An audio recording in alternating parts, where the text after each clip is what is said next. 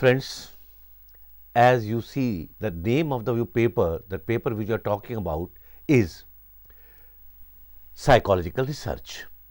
When you do the psychological research, what tools you require to collect the data? Because what is psychology? As you know that, psychology is a science which studies human and animal behavior.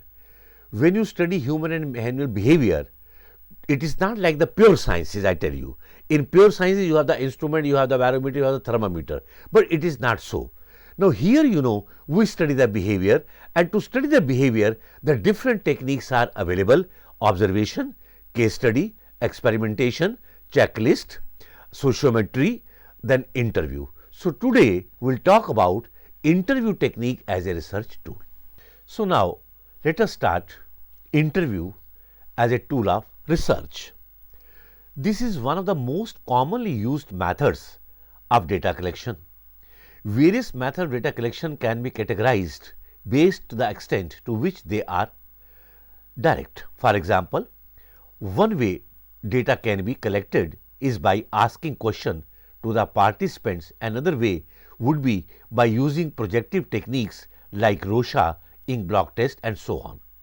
Interview can be termed as direct method that may help in gathering relevant information directly from the participants. Though it is possible that all participants are not willing to reveal certain information, in such cases interview will not work. Now what is interview? I will tell you just now. But interview technique is one of the best technique and most commonly used technique when we want to collect the direct information from the participant. You go to the UPSC, Public Service Commissions of your state. Now they take your interview. Now they are not observing, they take into directly asking question and you are answering They are not inferring direct answers. Now in psychology, observation is there. I have just told you. One of the technique we use projective techniques, TAT, Rorschach. In TAT, the pictures are presented and you have to write a story. Now what led to the event? What is happening now? What will be the outcome of the story? And what the characters are feeling? You have written a small story. Now I will make interpretation of your writing on the basis of certain guideline. Now when I am making certain interpretation, then my biases may appear. It is not direct.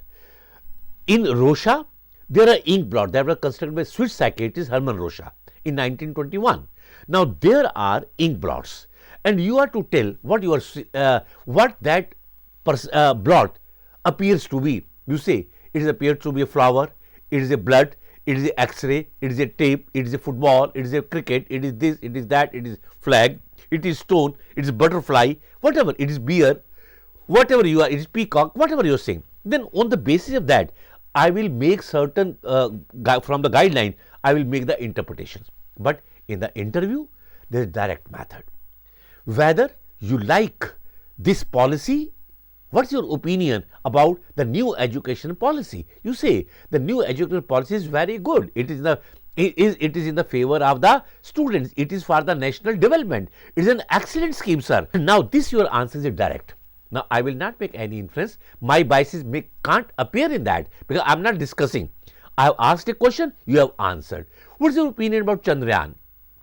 Do you think spending so much money for Chandrayaan is good? Yes, sir.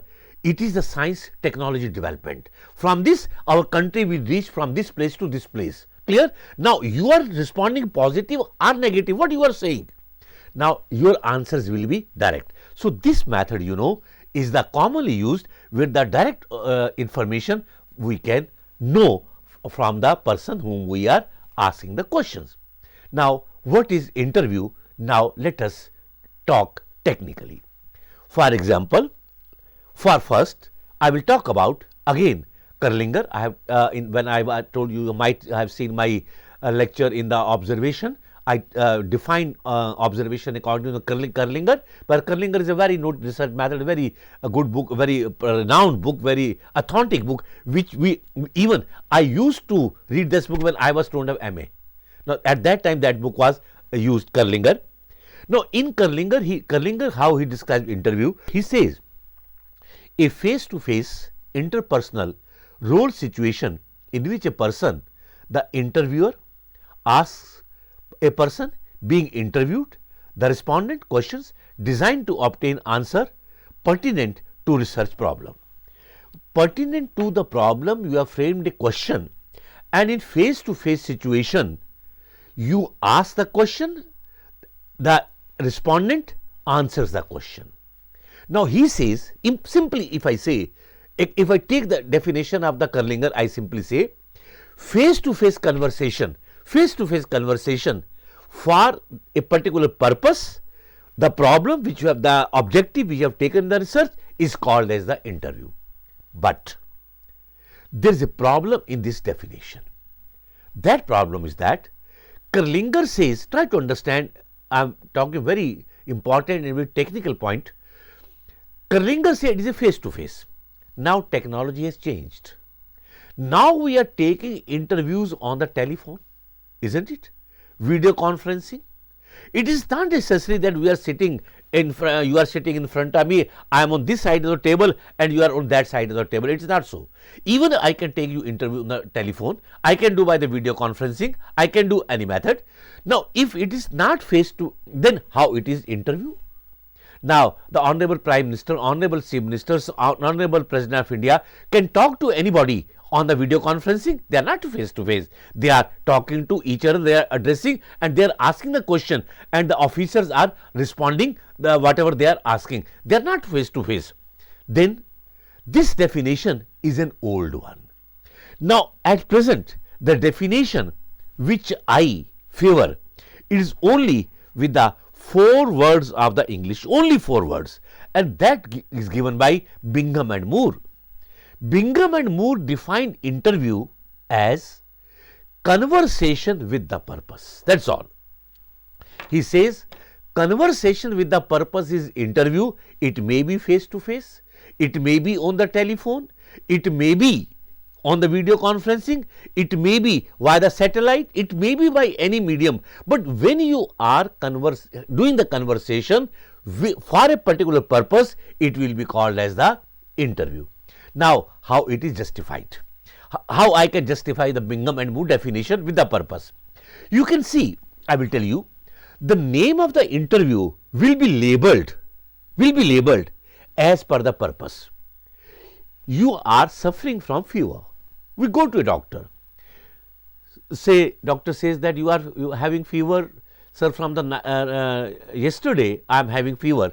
What the temperature? Sir, 101. What are the other symptoms? Sir, there is a headache, there is a stomach pain, feeling of the nausea, feeling weakness. Doctor is asking these questions. Why? He wants to diagnose that it is a viral, it is a dengue, or it is some malaria or other kind of the fever. The purpose is diagnosis. So, this interview will be called as the diagnostic interview. Isn't it? When you go for the post, for the job. Now, for the administrative post, for the teacher post or any post. Now, there is an interview. Now, the purpose is recruitment, selection. That is called selection interview. The purpose is to select the person. It will be called as the selection interview. Now, you are using interview for the research. You have as a research tool, you have plan a research that what is the attitude of the people towards this X or Y policy. You have framed a, you want to use as the interview as a tool. So, the purpose is research, not diagnosis, no selection. It will be called as a research interview. So, Bingham and Moore, he talks about it may be face to face, it may be between 2 or more than 2 people, it may be via any media, but if it is serving any purpose, it is called as the interview. So, Bingham and Moore we have, how he defined, I have explained you. One of the main aspects of the interview is the interview schedule. Interview schedule is nothing but a set of questions that the interviewer has to ask, as well as certain guidelines with regard to how interviewer is expected to proceed with the interview. While preparing a schedule, one needs to be sure that the sentences are specific and clear and lacks with double meaning or ambiguous word. Though interview schedule are time consuming affair, but the information that can be obtained is large. Now, I tell you, I will talk about here the types of interview, then will come.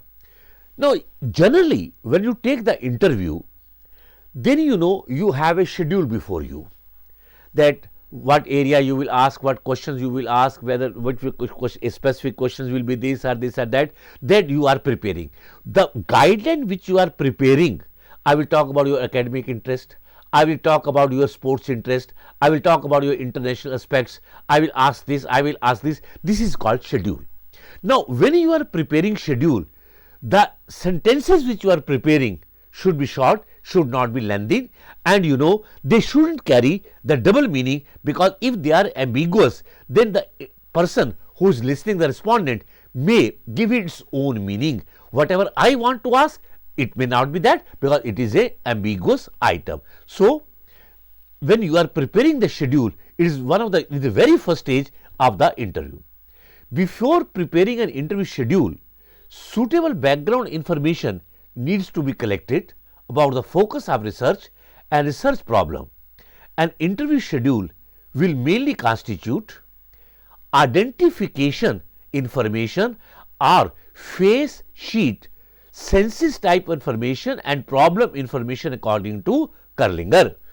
Identification information is mainly required so as to able to identify the schedule.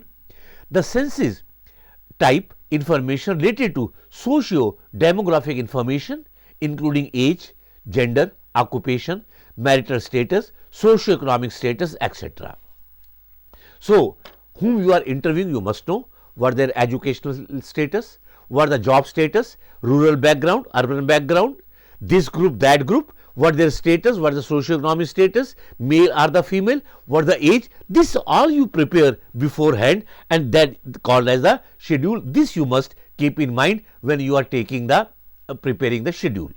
Now, sometimes I will talk about structure, unstructured later on. Sometimes we prepare the questions beforehand, that these questions which will later on called structured. Now, you are to prepare the items of the questions beforehand. Now, in interview, it is better items in the schedule could be open-ended or close-ended. In open-ended items, a frame is provided for the answer and the interviewee has freedom to answer the way he wants. In close-ended items have fixed alternatives and are provided from which interviewee has to respond only one. Now, the questions may be I can ask open-ended or the close-ended. Open-ended means the questions where you have option to give you the opinion in detail. You can say anything. Now, what is your opinion about the sports policy of our country? You say our sports policy is good. We are encouraging the young persons. Our prime ministers even goes to the in the dressing room, and as you might have seen in the World Cup when our team, India team couldn't win the match, our honorable prime minister went to the dressing room and consoled each player. So you can speak your own views. It is a open-ended. Close-ended means yes or no. Visit of Mr. X in the class is good or bad? So it is bad, sir. Whether you agree, disagree, sir, I agree. Whether it is right or wrong, it is right. No, where the options are fixed, 1, 2, fill-ups, yes, no, such questions are called close-ended, and where you are to give your own opinion, it is called as the open-ended. So, in interview, you can frame the questions open-ended as well as the close-ended. Now, precautions in preparing the items. When you are preparing the items, that is particularly the close items or even in the lengthy items, you can keep these points in mind when preparing your questions. Number 1, I have written precautions in preparing the items. The items is with the focus on the research problem. The questions should be relevant, should not be irrelevant. The question should be relevant, should be focused on the research problem. For example, today I am teaching you interview as a research tool. Now, if suppose it is offline class, you want to ask the question. Now, today your questions will be on the only interview method. It should not be on the learning, perception, or some other psychoanalysis, behavior therapy, cognitive therapy. It will be irrelevant, because not irrelevant in psychology, but today at this juncture, because we are talking about interview and you are asking something else. So, when you prepare the question should be focused on the area which you are investigating. Number 2, items should not be ambiguous. As I have told you, items should be crystal clear like water. Crystal clear like water. There should not be any ambiguity. I have written next in the next point, items should be crystal clear. Hathaway commented that for clarity of item, if one is required to sacrifice the grammar, do it. Now, sometime grammar, makes the comma, column, semicolon, this, that, it makes sometime complicated. Hathaway, McKinley, they are the two authorities, very, very, very prominent in psychology. They prepared a test when we will talk about somewhere in personality, MMPI, Minnesota Multiphasic Personality Inventory. And when this test came, it was said that it was a revolution in the personality assessment. And Hathaway was professor of psychology, whereas the McKinley, the second partner, was a psychiatrist. He was from the medical college.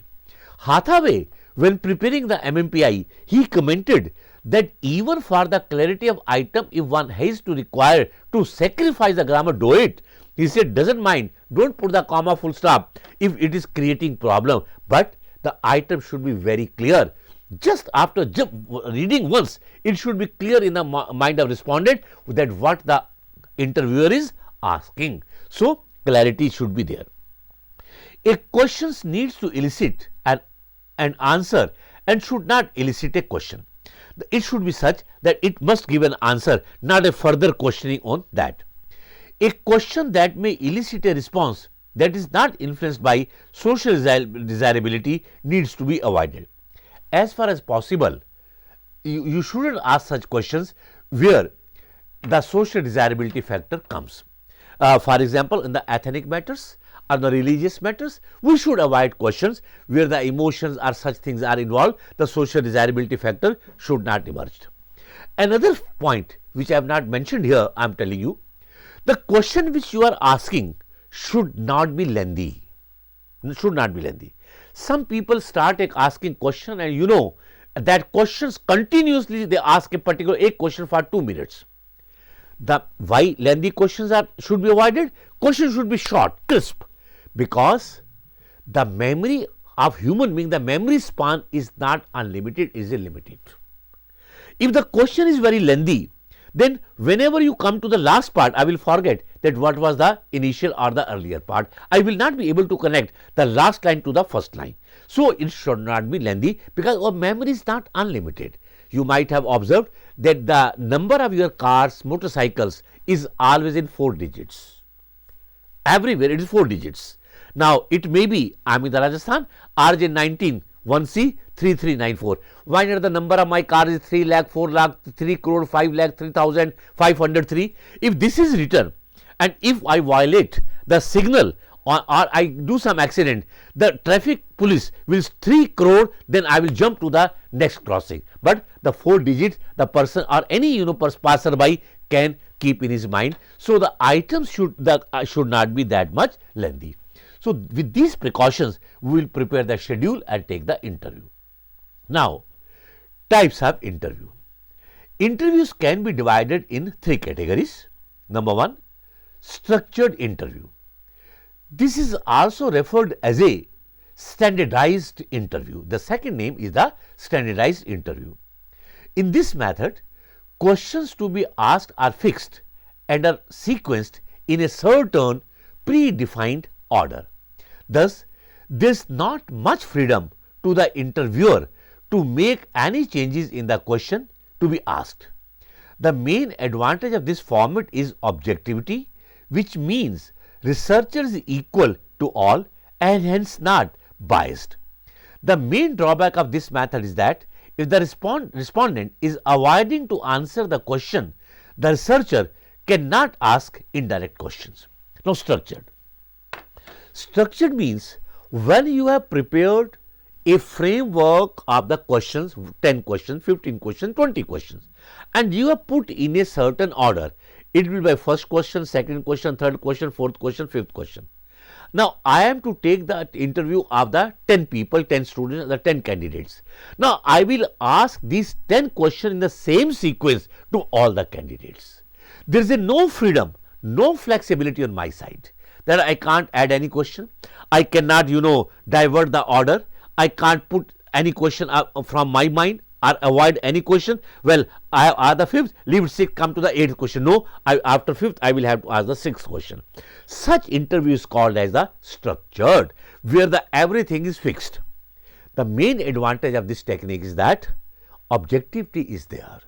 Sometimes the students, the candidates blame the interviewer. Sir, whom you wanted to take, you gave good marks. Whom you wanted to reject, you asked the tough questions, and whom you wanted to take, you asked the easy questions. Now, asking easy questions or tough question is not possible in the structured. If the questions are easy, easy for all. If the tough, the questions are tough for all. So, objectivity is maintained in the structured interview. But what is the main problem? The main problem is that sometime when I ask the question, the respondent may say, sir, this question is related to my personal life. I don't want to indulge. I don't want to tell you.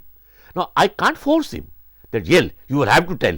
He said, don't give the marks, don't select me, but I will not tell you about my personal life. But for me, knowing his personal life, because a client has come to me, he says, sir, I don't want to tell that what is my relation with my parents or my husband or my wife or my brother.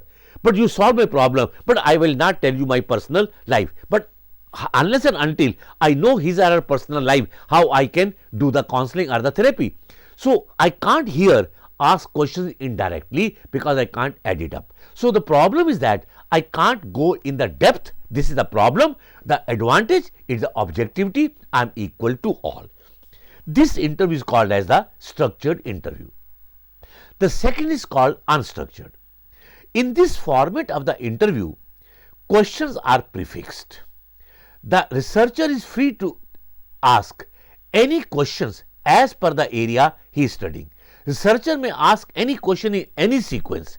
The main advantage of this technique is that if the respondent avoids to answer the question, the information may be elicited by indirect questioning. The main advantage of this format is that subjectivity may creep in. Now, what is this method? Try to understand. Unstructured. It is just opposite of the structured. Here you are open. You can ask any question to anybody. You can keep asking any sequence. Asking question from family, you may jump to his working place. From working place, you just move to his personal life. You can enter in any area without any sequence. Whatever comes to mind, you are free to ask. No binding. For example, now I just make for example, we are sitting in a classroom. Now, if I give you a measuring tape, I ask you, what is the size of this room? You say, this room is this by this, this is the length, this is the breadth, this is how many windows, because the room has been constructed, it is structured. Now, outside, there is a, bricks, cement, bajri, and all material is there. Now, what will you do this material? We may construct the room, it may be store, it may be repair, we make the floor, we make the toilet, we make the religious room, whatever you want to make, you can make, you are free. Similarly here, you are free to ask any question which you want. Now, the main advantage of this is that if the person is not answering your question, by indirect questions, you can explore the answers. But the problem is that subjectivity may emerge because after all, the person who is taking the interview, he may subjectively involve in the person. Now, I give you one example of the indirect questions. I am a student of psychology. Government has given me a project that this particular locality, the people are drinking, and this drinking habit, liquor, damaging the health as well as the economic condition, and the children of the community are not able to go to the schools because the males are spending all the money in the liquor. So, just study and give us the report so that we can find the remedy. I go to family. ask the person, very briefly I will tell you, do you drink? He said, yes, I drink. Then I ask you, I start asking other question. Then I asked a question that how much liquor you consume per day. Now he says, feel offended, social desirability. He say, it is my personal life, why I should tell you. Then I can't force him.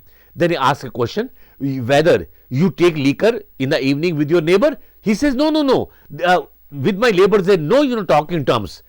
No talking terms for last 3 years. So no question of taking liquor with him. Then I suddenly ask a question, now tell me how much liquor your neighbor consumes per day. The answer may come in his mind that he consumes this much per day. Now you are not taking liquor with him. Why this particular answer came in your mind that he consumes this much liquor? It gave me a hint, then I can move ahead. So this asking indirect question is possible only in the unstructured interview. The third is the semi-structured interview. In this method, the topic or the area is fixed, but the researcher is free to ask any question he feels necessary. Now, semi-structured, neither it is fixed nor you are free to ask any question. You have framed certain areas and you will ask questions only from those areas. I will ask questions you from Indian Constitution, the Indian history and the geographical condition of Rajasthan. These 3 areas I will ask only. Now, whatever I will ask, it depends on me. Now, I am 50%, I am free, unstructured, 50%, I am bounded by 3 areas. I can't ask you any question on UNO. I can't ask any question on the cricket. I can't any questions on the election reform. I can't ask questions on any policy. Only in 3 areas I will ask the questions. Now, here I am semi-structured, where you are neither free to ask any question, clear? The areas will be given, but in those areas you are free to ask. So, semi, 50-50. So, this technique is called as the semi-structured interview. Now, when you are taking the interview, what are the advantages of interview? A lot of relevant, in-depth and large amount of information can be collected, you know very well. This method is suitable to collect data regarding certain serious and complex issues that can even evoke emotional reactions.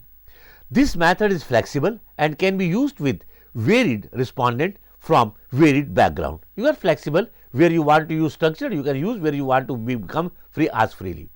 When interview is, now listen, when interview is face to face, it has an advantage of observing non-verbal behavior, that is the body language of the respondent. Now, Kerlinger defined it face to face. The face to face interview has the advantage, and that advantage is that when you are taking interview face to face, 2 types of the information comes, verbal and the non-verbal. Verbal means the answers which you are giving, and non-verbal means your body language. So, with the body language and verbal, mixing both, adding those, I can get depth in your personality, in your understanding. This facility is only and only available in face to face interview. But I tell you, if you are interpreting the body language, you must know the context in which the body language is used, because the same body language may give one meaning in one situation and other meaning in the other situation. Certain participants may display resistance in replying, but with skill and rapport, it is possible for interview work to elicit responses from such participants. Some participants are very rigid. It is not easy to to invade, or you can say, in their private life, but if the rapport is established, friendliness, cooperativeness, then they may tell you, I may say, it is for your benefit, I will help you, then they may reveal their inner personality to you. It is comparatively easy for the interviewer to notice if the interview is faking or providing genuine responses. You can very well know whether he is faking or is giving the honestly answer is from his body language, from the way he is giving the responses. Now, these were the advantages, but there are certain limitations of this method. Preparing a Suitable and adequate interview schedule is a task in itself, and not only hard work and time, but certain levels of expertise and skills are also required. If you are going for the structured, then you are to be prepared for the skills. Interviewing requires necessary expertise and the skills. The person who is taking the interview, a skill should be in him, how to take the interview. It is time consuming and is not cost effective. It takes time, it may take 25, 30, 40 minutes. It may be difficult to analyze and interpret the responses to the open-ended questions. If the questions are open-ended, you have taken the interview, now you will have to make your interpretation. So, that is the problem in this method. Subjectivity may creep in. Subjectivity may creep in, because what happens? After all, a person is taking the interview. He may be soft to someone and he may be hard to another body. So, subjectivity, there is a possibility the subjectivity may creep in. Reliability and validity could be low. Reliability, consistency, validity, the purpose, truthfulness could be low. I tell you, as I mentioned that skill of the interview is important. It has been observed when the same candidate was interviewed by two different experts, the findings were different. The correlation was not very high, it was low correlation, moderate correlation. Because if the both persons who are taking the interview, if it is standardized, then the findings should be same. But it was not found to be same, because it depends on the skill, depends on the attitude of the interviewer as well as on the respondent. For example, I am asking a question, you are face to face, you are responding. Now, I am not looking you to eye, I am looking here on the right hand side, looking wall, or looking here, or I am on my mobile and you are responding. My ears are listening to you, but you know, I am not taking that much giving attention to you. Then respondent may feel that interviewer is not serious. So, that means it is a casual, it is just a formality, why to answer in better manner. So, it may bring subjectivity in him also. So, subjectivity may creep in when you are doing the interview. This is another drawback of this method. Influence of social desirability cannot be ruled out. You can't rule out the social desirability, because after all, interview interaction between the two. When there is an interaction between the two, a social situation is created. Now, if I am asking a question, now you are actually want to give the negative reply. Now, suppose I am giving a very example. I ask that if the examiner is not in the examination room, you are appearing in the final paper, invigilator is not in the room, will you like to cheat? Now, students want to cheat. He will ask here and there, so you tell me the answer, but the social desirability demands.